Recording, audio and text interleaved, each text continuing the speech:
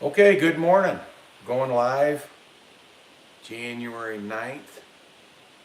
Um, Thought I'd do a quick video here on what it was costing to do hay this last year. It's a good time of year to do that. I always get all my numbers together for getting my taxes ready and all that. And so it's kind of a retroactive rather than a proactive approach, not doing a lot of calculating during the summer, but I always, you know, get my numbers together so I actually know what it costs me to produce hay because if I can't really go a year and lose money. I've got to make money every year, especially when you're relying on that hay for the income. And anyways, good morning. Having a cup of coffee. I won't make this too long because I figure a lot of us got to get out and get some work done. I got to go feed cattle, and I got a bunch of hay to haul today. So I see one person watching. Um, but it always amazes me on how many people aren't really figuring out what their cost of production is, and I don't know how you do that. And because you don't do that, uh, hay prices are all over the board, and I would say 75% of the hay that I see that's sold out there is hay that is below cost. It's being sold too cheap where you can't make a living on and uh, because a lot of people are farming. I had this old timer that used to help me farm, and he was a retired farmer, and he said that he always used the term farming with money or farming for money, and we don't see as much of that in the commodity crops. When you're doing corn, wheat, beans, the big commodity crops, at least here, in my part of the country, you, you know, I mean, sometimes, yeah, that's a roller coaster all the time, and sometimes, it's below cost. But in general, everybody's selling that price. It's a fixed, everybody knows what the price is. The commodity market has made that price. So you have a guideline you're going to follow because you can't sell it to somebody for way above that commodity price. But in general, that commodity price is tracking pretty close to what your inputs are. And I think you make money on the years that you either get some good subsidies or insurance, or you are really good and you get a year where part of the year you're selling those crops when the price goes way up, you know, and then you play that market until that price goes up again. It gives you some protection. There's none of that protection in the hay market. It's whatever. Everybody just makes up, their own price. So, what I do is I figure out all my costs. There's like an absolute cost to doing hay, meaning there's there's your cost of producing just the hay, right? When you're including your equipment, your seed, fertilizer, lease, what your land lease is, all your parts and supplies you buy for the year to bale hay, fuel, insurance, like farm insurance, all that, vehicle repair, labor. So, and then you got what are your absolute costs to live though too. So a lot of people don't include, a lot of people only include those initial costs of operating, but they don't include the living expenses. And you can get by not including your living expenses if you're not making a living farming. If you're you have an off-farm income, but I really take issue with that. I think you got to do what's called an absolute cost. Also, you got to look at the numbers and see what are all the costs you need just to live.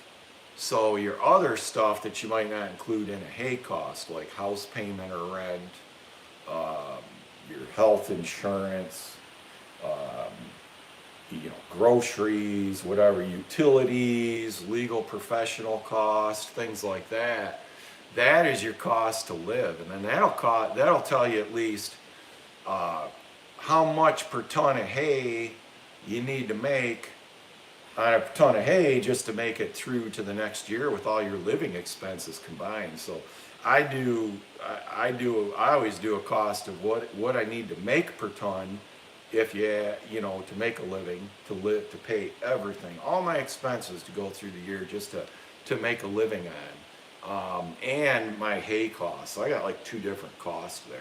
So when I'm figuring out all my numbers, I'll take some of them numbers off the top that are living expenses, figure out what my cost per ton is, one way, and then what my cost is if you add all the other stuff added together with the living expenses too. And and you know that'll really help a lot, um, uh, with that figure, because the cost, there's a huge cost difference. It's about 50%. I need to basically about cost of living is about 50% higher than in an additionally 50% higher per ton that I got to make money on than what my operating costs are. So if it's 120 a ton to bale hay for a year, to your operating costs, you have to make like between 180 to 200 a ton to actually live, to actually pay, live like, and that's not even living like a normal person.